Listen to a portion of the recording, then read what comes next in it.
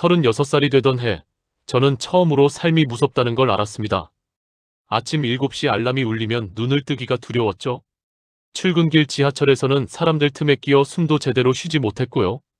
회사에 도착하면 쌓인 업무와 상사의 독촉이 기다리고 있었습니다. 퇴근 후엔 아내와 3살 배기 딸이 기다리는 집으로 돌아가야 했는데 그마저도 부담으로 느껴지는 날들이 많았어요. 이상하죠? 사랑하는 가족인데 왜 부담일까요? 그건 제가 아무것도 해줄 수 없다는 무력감 때문이었습니다. 대출금은 아직 2억이 남았고 월급은 늘 부족했어요. 아내는 육아로 지쳐 있었고 저는 회사 일로 지쳐 있었죠. 우리는 서로를 위로할 여력이 없었습니다. 어느 금요일 저녁이었어요. 팀장이 제 책상 앞에 섰습니다. 이번 분기 실적 많이 아쉬운데요. 차가운 목소리였죠. 저는 고개를 들 수가 없었어요.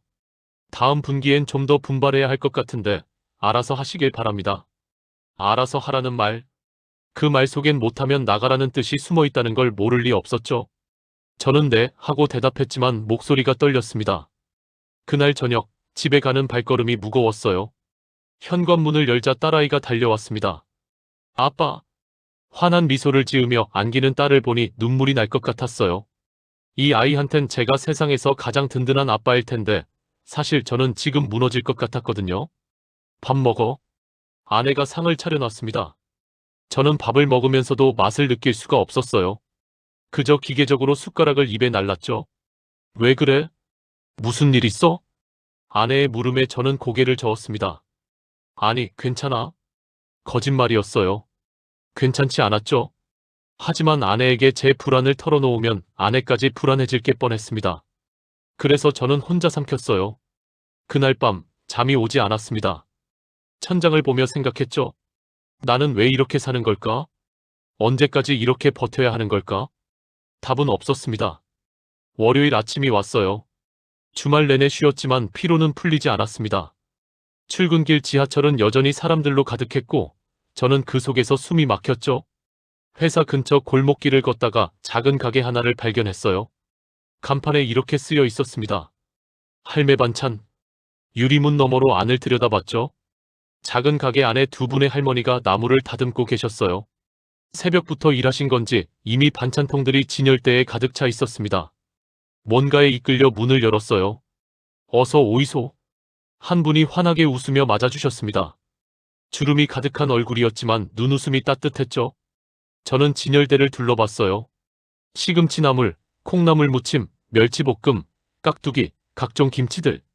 정성스럽게 만들어진 반찬들이 투명한 용기에 담겨 있었습니다. 얼마예요? 제가 시금치나물을 가리키며 물었죠. 그거 3,000원이고 저 멸치볶음은 4,000원이요. 가격을 듣고 놀랐어요. 요즘 시대에 이런 가격이라니. 대형마트 반찬 코너보다 훨씬 저렴했죠. 하나씩 골라 담았습니다. 시금치나물, 멸치볶음, 깍두기. 계산하니 10,000원이 조금 넘었어요. 고맙습니다. 또 오이소. 할머니가 봉투에 담아주시면서 웃으셨죠. 그 웃음이 묘하게 따뜻하게 느껴졌습니다. 저녁에 그 반찬들을 상에 올렸어요. 시금치나물 한 점을 입에 넣는 순간 감탄이 나왔습니다. 이거 어디서 샀어? 아내가 물었죠. 회사 근처 작은 가게. 할머니들이 하시는 곳. 맛있다. 요즘 이런 맛 내기 힘든데. 아내의 말에 저도 고개를 끄덕였어요. 정말 맛있었습니다. 뭐랄까, 정성이 느껴지는 맛이었죠. 다음 날도 그 가게에 들렀어요. 그리고 그 다음 날도. 어느새 저는 일주일에 3~4번씩 그 가게를 찾게 됐습니다. 자주 오시네요. 어느 날 할머니 한 분이 말을 걸어오셨어요. 키가 작고 허리가 약간 굽은 분이었죠. 맛있어서요. 집사람도 좋아하고요. 그래요? 고맙네. 우리가 새벽부터 해요. 신선한 거로만 하거든. 새벽부터요? 제가 놀라서 되묻자 할머니가 웃으셨습니다. 아침 5시부터 나와. 나물도 다듬고 김치도 담그고. 그래야 아침에 손님들 오시면 팔 수 있지. 저는 말을 잃었습니다. 5시라니? 저도 일찍 일어나는 편이지만 6시 반이었거든요. 그런데 이 할머니는 5시부터 일을 시작하신다고 했죠. 힘들지 않으세요? 제가 조심스럽게 물었어요. 할머니가 잠시 생각하더니 대답했습니다. 힘들지? 나이 먹으니까 허리도 아프고 다리도 아프고. 근디 안 하면 돈이 안 들어오잖아. 돈이 필요하세요? 쓸데없는 질문이었어요. 당연히 필요하니까 일하시겠죠. 할머니가 고개를 끄덕였습니다. 우리 영감이 아프거든. 병원비가 만만치 않아. 그래서 내가 이렇게라도 벌어야지. 저는 아무 말도 할 수 없었어요. 제 고민이 갑자기 작게 느껴졌습니다. 저는 건강하고 일할 수 있고 가족도 건강한데 이 할머니는 남편 병원비를 벌기 위해 70 가까운 나이에 새벽부터 일하고 계셨죠. 그래도 손님들이 맛있다고 하면 기분이 좋아요. 우리 반찬 먹고 힘내라고. 할머니의 말에 저는 고개를 숙였습니다. 부끄러웠어요. 저는 제 힘듦만 생각했는데 세상엔 저보다 훨씬 더 힘든 사람들이 묵묵히 살아가고 있었습니다. 그날 이후로 저는 그 가게를 다르게 보게 됐어요. 단순히 반찬을 사는 곳이 아니라 누군가의 삶이 담긴 곳이었죠. 어느 날 비가 억수같이 쏟아지는 날이었어요. 출근길에 우산을 썼지만 바지가 다 젖을 정도였죠. 퇴근 시간에도 비는 그치지 않았습니다. 오늘은 가게 문 닫았겠지? 그렇게 생각하면서도 발걸음은 그 골목길로 향했어요. 그런데 놀랍게도 불이 켜져 있었습니다. 문을 열고 들어갔죠. 두 분의 할머니가 여전히 가게를 지키고 계셨어요. 이런 날도 여시네요? 제가 물었습니다. 한 분이 고개를 끄덕였죠. 비 온다고 문 안 열면 안 되지. 비 오는 날 찾는 손님들도 있거든. 저는 할머니들의 얼굴을 보았어요. 피곤해 보였습니다. 눈가에 다크서클이 있었고 손은 거칠었죠. 하지만 표정만은 담담했어요. 오늘은 뭐 필요한 거 있어? 아, 저는 그냥 둘러보려고요. 그렇게 말하면서 가게 안을 천천히 둘러봤습니다. 작은 가게였지만 구석구석 정리가 잘 되어 있었어요. 바닥도 깨끗했고 진열대도 반짝거렸죠. 항상 청소를 하시나 봐요. 제 말에 한 분이 웃으셨습니다. 당연하지. 음식 파는 곳인데 깨끗해야지. 우리가 나이는 많아도 그런 건 철저하게 해. 존경스러웠어요. 나이가 들어도 힘들어도 자신이 하는 일에 대한 자부심을 잃지 않는 모습. 저는 과연 그럴 수 있을까 하는 생각이 들었죠. 그날 저는 평소보다 더 많은 반찬을 샀습니다. 할머니들에게 조금이라도 보탬이 되고 싶었거든요. 일주일쯤 지났을까요? 저는 가게 앞을 지나다가 발걸음을 멈췄어요. 유리문 너머로 할머니 한 분이 의자에 앉아 허리를 주무르고 계셨거든요. 문을 열고 들어갔습니다. 괜찮으세요? 할머니가 깜짝 놀라며 벌떡 일어났어요. 아이고, 아무것도 아니요. 좀 삐끗했나 보네. 많이 아프세요? 아니, 괜찮아. 이 나이에 이 정도야 당연하지. 당연하지 않았어요. 70 가까운 나이에 하루 종일 서서 일하면 허리가 아플 수밖에 없죠. 저도 30대인데 가끔 허리가 뻐근한데 할머니는 오죽하겠어요. 좀 쉬시지 그러세요. 제 말에 할머니가 고개를 저었습니다. 쉬면 돈 못 벌어.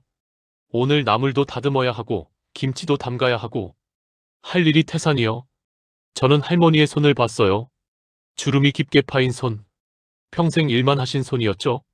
손톱은 깨끗했지만 손등엔 반점들이 있었고 관절은 굵어 보였습니다. 그날 밤 집에 돌아와서도 할머니 생각이 났어요. 소파에 앉아 TV를 보는데 집중이 안 됐죠. 왜 그래? 무슨 생각해? 아내가 물었습니다. 저는 오늘 본 할머니 이야기를 들려줬어요. 불쌍하다. 그 나이에 왜 그렇게 고생을 하셔야 하지? 아내의 말이 맞았어요. 불쌍했습니다. 하지만 동시에 대단하다는 생각도 들었죠. 포기하지 않고 계속 일하시는 모습이요. 토요일이었어요. 아내와 딸을 데리고 놀이공원에 가기로 했죠. 오랜만에 가족 나들이였습니다. 고속도로를 달리다가 휴게소에 들렀어요. 화장실도 갈 겸 간식도 살 겸 해서요. 휴게소는 사람들로 붐볐습니다. 주말이라 가족 단위 여행객들이 많았죠. 저희도 그중 하나였고요. 화장실을 다녀온 후 딸 손을 잡고 편의점 쪽으로 걸어가는데 한쪽 구석이 눈에 들어왔어요. 휴게소 건물 옆 그늘도 없는 곳에 할머니 한 분이 앉아 계셨죠. 가까이 가서 보니 좌판에 나물과 과일들이 놓여 있었어요. 냉이, 달래, 취나물, 그리고 사과 몇 개, 배 몇 개. 많지 않은 양이었습니다. 할머니는 70대쯤 되어 보였어요. 얼굴은 햇볕에 그을려 검었고 손은 흙이 묻어 거칠었죠. 낡은 옷을 입고 계셨는데 단정하게 입으려고 애쓴 흔적이 보였습니다. 아빠, 저 할머니 뭐해? 딸아이가 제 손을 잡아당기며 물었어요. 저는 딸에게 작게 대답했죠. 나물이랑 과일 파시는 거야? 더운데 왜 거기 앉아 있어? 딸의 순수한 질문에 저는 대답할 말을 찾지 못했습니다. 왜일까요?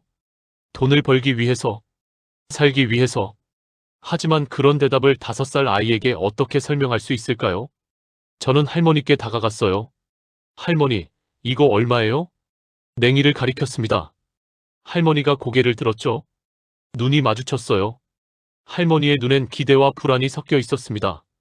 냉이요? 한 봉지에 5,000원이요. 떨리는 목소리였어요. 저는 고개를 끄덕였죠. 하나 주세요. 고맙습니다. 할머니가 봉지 하나를 건네주셨어요. 손이 떨렸습니다. 제가 10,000원짜리를 꺼내자 할머니가 서둘러 주머니에서 잔돈을 꺼냈죠. 저는 할머니를 바라봤어요. 뙤약볕 아래 앉아 계신 모습. 지나가는 사람들은 대부분 그냥 지나쳤습니다. 누군가는 힐끔 보고 가고 누군가는 아예 보지도 않았죠. 할머니, 그 사과하고 배도 주세요. 네. 할머니가 놀란 표정으로 저를 봤습니다. 저 사과 전부하고 배도 다 주세요. 아이고, 고맙습니다. 정말 고맙습니다. 할머니의 목소리가 떨렸어요. 사과와 배를 봉투에 담으시는데 손이 계속 떨렸죠. 제 가슴이 먹먹해졌습니다. 계산하니 25,000원이 나왔어요. 저는 30,000원을 드렸습니다. 거스름 돈은 됐어요. 아이고, 그러면 안 되지. 받아가소. 괜찮아요. 맛있게 먹을게요. 할머니의 눈가가 붉어졌어요. 저는 더 이상 그 모습을 볼 수가 없어서 고개를 돌렸죠. 딸아이 손을 잡고 걸어가는데 뒤에서 할머니의 목소리가 들렸습니다. 고맙습니다. 정말 고맙습니다. 차에 돌아와 시동을 걸었어요. 아내가 봉투를 들여다보며 말했죠. 이거 다 샀어? 맞네. 응. 할머니가 하루 종일 앉아 계셨는데 하나도 못 바르셨대. 아내가 고개를 끄덕였습니다. 백미러로 휴게소를 돌아봤어요. 저 멀리 할머니가 여전히 그 자리에 앉아 계셨죠. 우리가 산 자리를 다시 정리하시는 모습이 보였습니다. 아빠, 할머니 불쌍해. 딸아이가 뒷좌석에서 말했어요. 5살 아이도 느끼는 거였죠. 저는 대답 대신 딸의 손을 꼭 잡아줬습니다. 그날 밤, 집에 돌아와서도 휴게소 할머니 생각이 났어요. 뙤약볕 아래 하루 종일 앉아서 몇만 원 벌려고 애쓰시는 모습.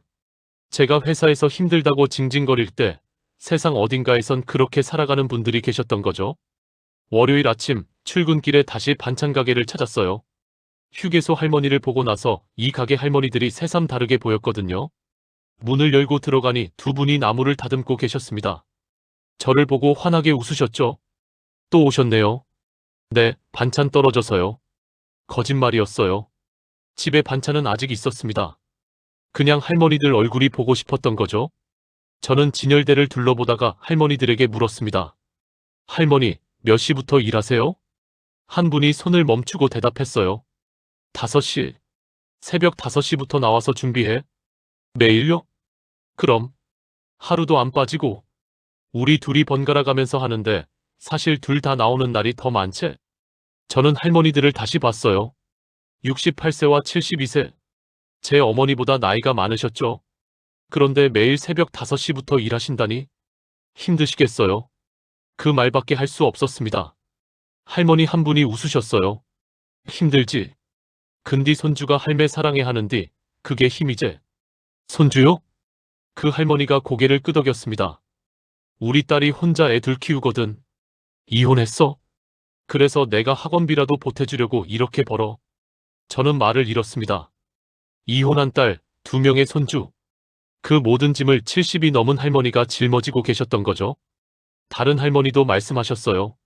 나는 우리 영감병원비 때문에 암 걸려가지고 항암 치료받는 뒤 돈이 어마어마하게 들어가. 저는 두 분을 번갈아 봤어요. 환한 미소를 지으시지만 눈가엔 피로가 가득했죠. 손은 거칠고 허리는 굽었지만 포기하지 않고 계속 일하고 계셨습니다. 그런데도 웃으실 수 있으세요? 제 질문에 두 분이 서로를 보며 웃었어요. 안 웃으면 어떡해? 울어도 세월은 가는디.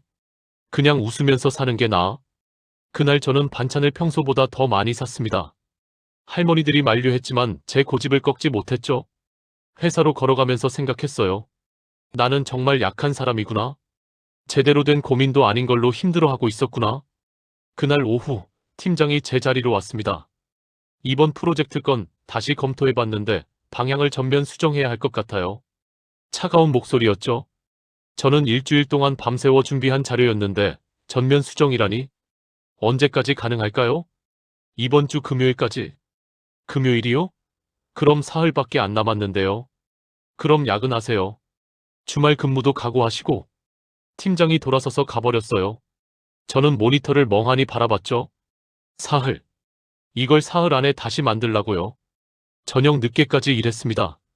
동료들이 하나둘 퇴근하고 사무실엔 저 혼자만 남았어요. 시계를 보니 밤 11시. 집에 가야 하는데 몸이 움직이지 않았어요. 아내한테 전화했죠. 오늘 늦을 것 같아. 먼저 자. 또? 요즘 너무 늦게 들어오는 거 아니야? 아내의 목소리에 짜증이 묻어 있었습니다. 당연했죠. 요즘 제가 집에 있는 시간이 거의 없었으니까. 미안해. 이번 주만 버티면 돼. 전화를 끊고 한숨을 쉬었어요. 모니터 속 자료들이 눈에 들어오지 않았습니다. 머리가 복잡했죠? 그때 문득 할머니들 생각이 났어요. 지금쯤 할머니들은 뭐 하고 계실까? 아마 주무시고 계시겠죠? 내일 아침 5시에 일어나려면 지금은 자고 계셔야 할 시간이니까. 저는 자리에서 일어났습니다. 더 이상 일이 손에 잡히지 않았어요. 집으로 가야겠다고 생각했죠. 다음 날도 그 다음 날도 야근했어요. 목요일 밤엔 새벽 2시까지 일했습니다. 금요일 아침 거울을 봤는데 제 얼굴이 무너져 내리고 있었어요. 눈 밑엔 다크서클이 자리 잡았고 피부는 거칠었죠. 출근길에 반찬가게 앞을 지나쳤어요. 들어가고 싶었지만 시간이 없었습니다. 유리문 너머로 할머니들이 보였죠. 여전히 나무를 다듬고 계셨어요. 금요일 오후 5시 드디어 자료를 완성했습니다. 팀장에게 보고했죠. 수고했어요. 검토해보고 연락드릴게요. 그게 끝이었어요. 일주일 동안 밤새워 만든 자료인데 돌아오는 건 그 한마디뿐이었습니다. 퇴근 시간이 됐지만 회사를 나설 기력이 없었어요. 책상에 엎드려 있었죠. 얼마나 그러고 있었을까요? 동료 하나가 어깨를 두드렸습니다. 괜찮아? 많이 힘들어 보이는데. 괜찮아요. 거짓말이었어요. 괜찮지 않았죠? 저는 무너질 것 같았습니다. 겨우 일어나 회사를 나왔어요. 발걸음이 무거웠죠. 지하철을 타고 가다가 문득 내려야 할 역을 지나쳤다는 걸 깨달았습니다. 멍하니 있다가 역을 지나친 거예요.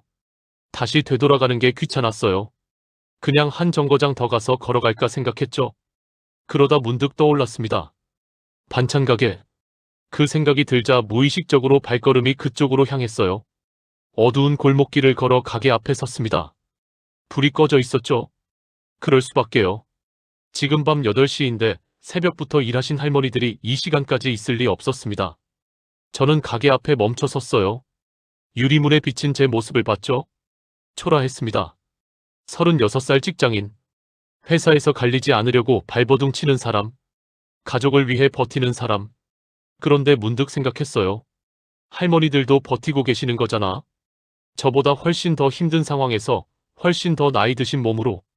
그 생각이 들자 눈물이 날 것 같았어요. 저는 제가 불쌍해서가 아니라 버티고 있는 모든 사람들이 대견해서 눈물이 났습니다. 집에 돌아왔어요. 아내와 딸이 TV를 보고 있었죠. 아빠. 딸이 달려와 안겼습니다. 저는 딸을 꼭 안았어요. 따뜻했습니다. 밥 먹어. 데워놨어. 아내가 식탁에 음식을 차려줬어요. 반찬 가게에서 산 나물들이 올라와 있었죠. 한 점 입에 넣었습니다. 맛있었어요. 할머니들이 정성스럽게 만든 맛. 저는 천천히 밥을 먹었습니다. 오늘 많이 힘들었어? 아내가 조심스럽게 물었어요. 저는 고개를 끄덕였죠. 응. 진짜 죽는 줄 알았어. 그런데 이상하게 털어놓고 나니까 좀 나았어요. 아내가 제 손을 잡았습니다. 고생 많았어. 이번 주 정말 힘들었지. 아내의 손이 따뜻했어요. 저는 그제야 알았습니다. 혼자가 아니라는 걸. 힘들 때 기댈 수 있는 사람이 있다는 걸. 토요일 아침 일찍 일어났어요. 반찬 가게에 가고 싶었거든요. 할머니들 얼굴이 보고 싶었습니다. 가게 앞에 도착하니 불이 켜져 있었어요. 문을 열고 들어갔죠. 어머, 일찍도 오셨네요. 할머니 두 분이 반갑게 맞아주셨습니다. 저는 할머니들을 보는 순간 왠지 모르게 뭉클해졌어요. 할머니, 저 요즘 너무 힘들어요. 제 입에서 갑자기 그런 말이 나왔습니다. 할머니들이 깜짝 놀란 표정으로 저를 봤어요. 무슨 일 있어? 저는 그동안 쌓였던 이야기를 털어놨습니다.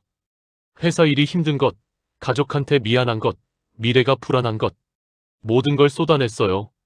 할머니들은 묵묵히 들어주셨습니다. 중간에 끼어들지도 않고 판단하지도 않고 그냥 들어주셨죠. 다 말하고 나니 한결 가벼워졌어요. 한 할머니가 제 손을 잡았습니다. 우리도 너 나이 때 죽을 것 같았어. 근디 살다 보니까 여기까지 왔네. 정말요? 그럼. 나도 40대 때는 매일이 지옥이었지. 시집살이에 애들 키우느라, 돈 벌느라. 근디 그때 죽지 않고 버텼으니까 지금 손주 얼굴 보잖아. 다른 할머니도 거들었어요. 인생이 원래 그런 거요. 힘들 땐 힘든 대로, 좋을 땐 좋은 대로. 지나고 나면 다 추억이 되더라고. 저는 두 분을 바라봤어요. 주름진 얼굴, 거친 손, 굽은 허리. 하지만 그 눈빛만큼은 맑았습니다. 그날 제가 배운 건 이거였어요. 버티는 것, 포기하지 않고 계속 살아가는 것. 그게 인생이라는 거. 할머니, 고맙습니다. 제 말에 할머니들이 웃었어요. 뭘 고마워? 우리도 손님들한테 힘 얻어. 우리 반찬 맛있다고 해주면 그게 보람이지. 저는 그날도 반찬을 샀습니다. 평소보다 더 많이요. 집으로 걸어가는 발걸음이 가벼웠어요. 한 달쯤 지났을까요? 어느 날 가게에 갔더니 할머니 한 분이 안 보였어요. 할머니 어디 가셨어요? 남은 할머니가 한숨을 쉬었습니다. 영감이 입원했어. 그래서 병원 갔지. 많이 안 좋으세요?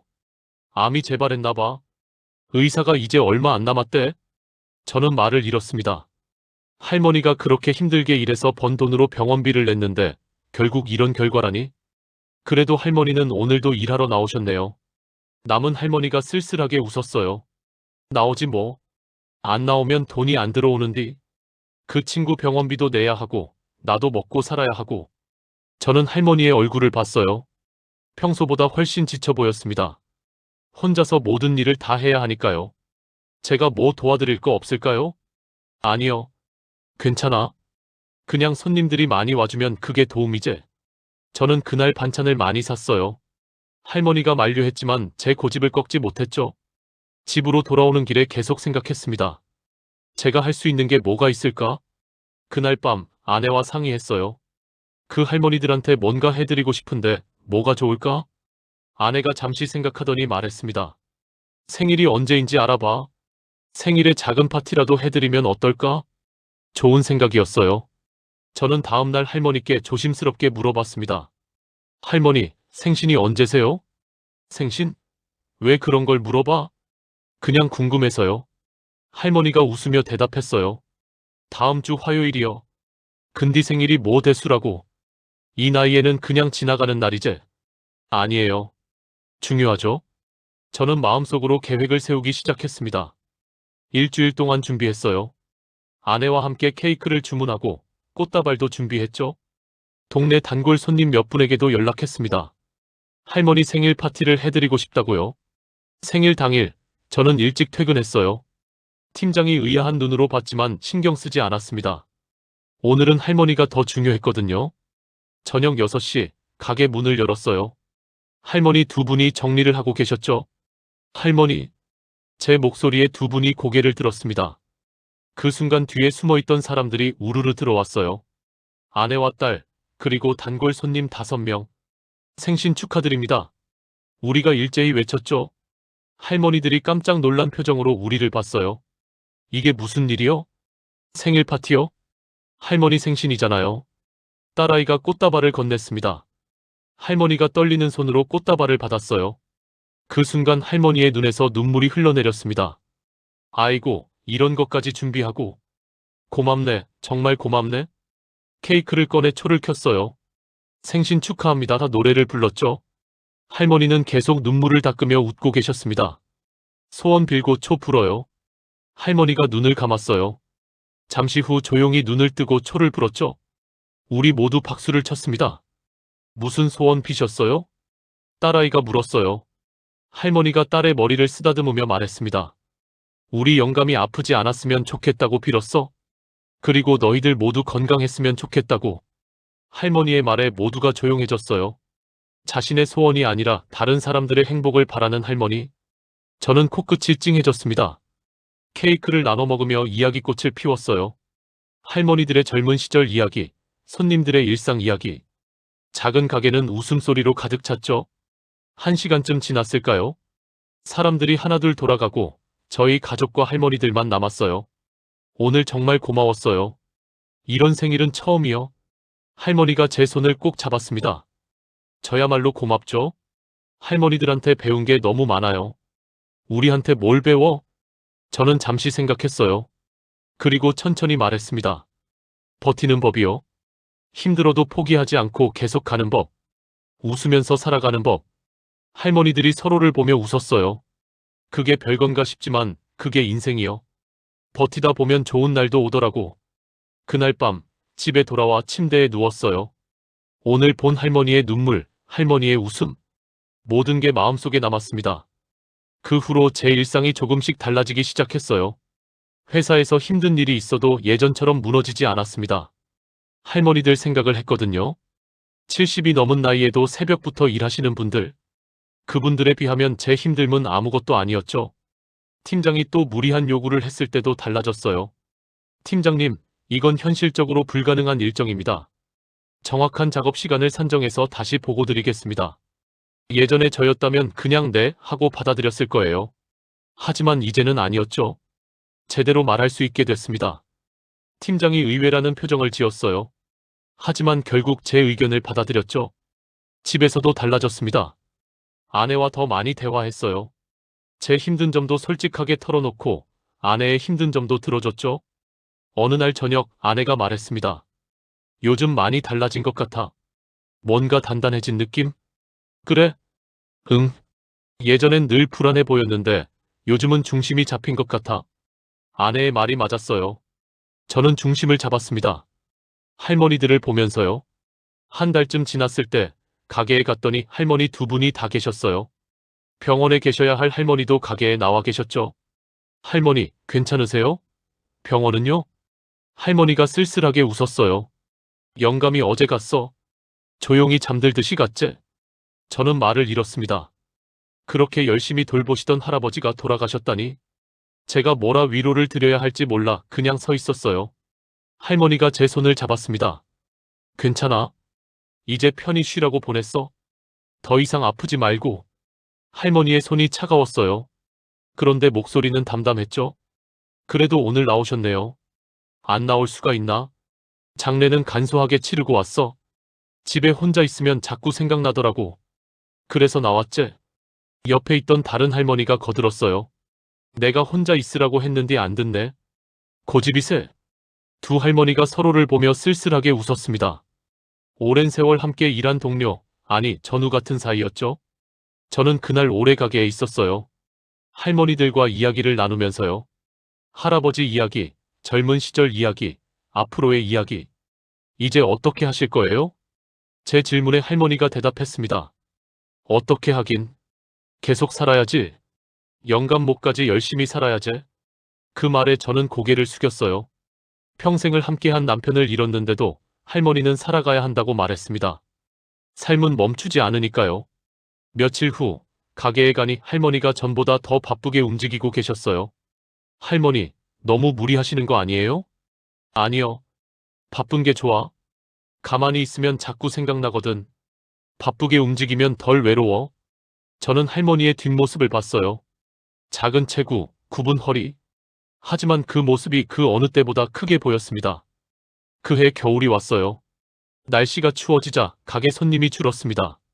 추운 날씨에 밖에 나가기 싫어하는 사람들이 많았죠. 어느 눈 오는 날 가게에 들렀어요. 할머니들이 히터를 켜고 앉아 계셨죠. 오늘 손님 없으셨어요? 응. 눈 오니까 아무도 안 오네. 근데 우리는 나와야지. 혹시 찾아오는 손님 있을지 모르잖아. 저는 할머니들을 봤어요. 손님이 없는데도 가게를 지키고 앉아 계신 모습. 그게 바로 삶이라는 걸 깨달았습니다. 포기하지 않고 희망을 놓지 않고 계속 자리를 지키는 것. 오늘은 제가 손님이에요. 반찬 많이 주세요. 제 말에 할머니들이 환하게 웃었어요. 그날 저는 큰 봉투 가득 반찬을 샀습니다. 집에 돌아와 아내에게 말했죠. 이번 겨울엔 저 가게 자주 가야겠어. 그래. 할머니들도 힘드실 텐데. 아내도 이제 할머니들을 알고 있었어요. 제가 자주 이야기했거든요. 겨울 내내 일주일에 서너 번씩 가게를 찾았습니다. 때로는 아내와 딸을 데리고 가기도 했어요. 딸아이는 할머니들을 좋아했죠. 할머니, 오늘도 나물 주세요. 딸의 밝은 목소리에 할머니들이 환하게 웃었습니다. 우리 예쁜이 왔네. 오늘 특별히 맛있는 거 줄게. 그렇게 겨울이 지나고 봄이 왔어요. 어느 따뜻한 봄날, 가게에 갔더니 할머니들이 가게 앞에서 화분을 가꾸고 계셨어요. 할머니, 뭐 하세요? 꽃 좀 심으려고. 가게 앞이 너무 삭막하잖아. 꽃이라도 있으면 손님들 기분 좋아하실 것 같아서. 저는 할머니들을 도와 화분을 옮겼어요. 그리고 함께 꽃을 심었죠. 빨간 제라늄, 노란 펜지, 하얀 데이지. 꽃을 다 심고 나니 가게 앞이 환해졌어요. 할머니들이 만족스러운 표호로 꽃들을 바라봤습니다. 예쁘네. 정말 예뻐요. 우리가 동시에 말했죠. 그리고 함께 웃었어요. 그날 저는 깨달았습니다. 힘든 겨울을 지나면 봄이 온다는 걸. 그리고 봄이 왔을 때 꽃을 피울 수 있는 사람은 겨울을 견딘 사람뿐이라는 걸. 회사에도 변화가 있었어요. 제가 맡은 프로젝트가 성공했습니다. 팀장이 처음으로 칭찬을 했죠. 이번에 정말 잘했어요. 고생 많았습니다. 그 말을 들었을 때 예전 같으면 기뻤을 거예요. 하지만 이제는 그저 담담했습니다. 칭찬도 좋지만 그게 전부는 아니라는 걸 알았거든요. 중요한 건 제가 제 일을 성실하게 했다는 것. 포기하지 않고 끝까지 해냈다는 것. 그게 더 의미 있었어요. 그날 저녁 가게에 들렀어요. 할머니들에게 좋은 소식을 전하고 싶었거든요. 할머니, 제가 회사에서 프로젝트 성공했어요. 정말? 잘했네. 우리가 맨날 응원했잖아. 할머니들이 진심으로 기뻐해 주셨어요. 저는 할머니들과 함께 기쁨을 나눴습니다. 이게 다 할머니들 덕분이에요. 할머니들 보면서 배웠거든요. 힘들어도 버티면 된다는 거. 할머니 한 분이 제 어깨를 두드렸어요. 너는 원래 잘하는 애였어. 우리는 그냥 옆에 있었을 뿐이지. 아니에요. 할머니들이 없었으면 저 진작에 무너졌을 거예요. 그날 저는 평소보다 오래 가게에 있었어요. 할머니들과 이야기를 나누면서요. 이제 할머니들은 그냥 반찬 가게 주인이 아니었습니다. 제 인생의 스승이었죠. 여름이 왔어요. 무더운 날씨에도 할머니들은 매일 가게를 열었습니다. 어느 무더운 오후, 가게에 갔더니 할머니 한 분이 부채질을 하고 계셨어요. 더우시죠? 춥겠네. 근데 에어컨 틀면 전기세가 나가서. 그냥 참아. 할머니, 에어컨 트세요. 제가 전기세 드릴게요. 아이고, 무슨 소리여. 우리가 이 정도는 참아야지. 제 말을 거절하셨지만 저는 다음날 가게에 작은 선풍기를 가져다 드렸어요. 할머니들이 만류했지만 제 고집을 꺾지 못했죠. 고맙네. 근데 이런 것까지 안 해도 되는디. 제가 하고 싶어서 하는 거예요. 할머니들한테 받은 게 얼마나 많은데요. 그날 이후로 선풍기가 가게에 자리 잡았어요. 할머니들은 선풍기를 볼 때마다 웃으셨죠. 가을이 왔습니다. 어느새 제가 할머니들을 만난 지 1년이 됐어요. 1년 전 저는 무너질 것 같았습니다. 삶이 무섭고 미래가 불안하고 매일이 버거웠죠. 하지만 지금은 달랐어요. 여전히 회사 일은 힘들고 대출금은 남아있고 걱정거리도 많았습니다. 하지만 저는 이제 알았어요. 그게 삶이라는 걸. 그리고 그 삶을 살아갈 수 있다는 걸. 어느 선선한 가을 저녁 가게에 갔어요. 할머니들이 정리를 하고 계셨죠. 할머니, 제가 할머니들 만난 지 1년 됐어요. 벌써? 시간 참 빠르네. 정말 고마워요. 할머니들 덕분에 제가 많이 변했어요. 할머니 한 분이 제 손을 잡았습니다. 우리도 고마워. 내가 자주 와줘서. 내 덕분에 우리도 힘이 났거든. 저는 할머니의 손을 꼭 잡았어요. 따뜻했습니다. 너는 아직 젊잖아. 우리처럼 70까지 버티면 또 다른 세상이 보여. 할머니의 말에 저는 고개를 끄덕였어요. 네, 버틸게요. 할머니들처럼요. 그날 저는 가게를 나서면서 뒤를 돌아봤어요. 작은 가게, 그 안에서 정리하고 계신 두 분의 할머니. 그 모습이 제 마음속에 깊이 새겨졌습니다. 집으로 걸어가는 길, 하늘을 올려다봤어요. 가을 하늘이 높고 푸르렀죠. 시원한 바람이 불었습니다. 저는 생각했어요. 삶은 계속된다고. 봄이 오고 여름이 오고 가을이 오고 겨울이 온다고.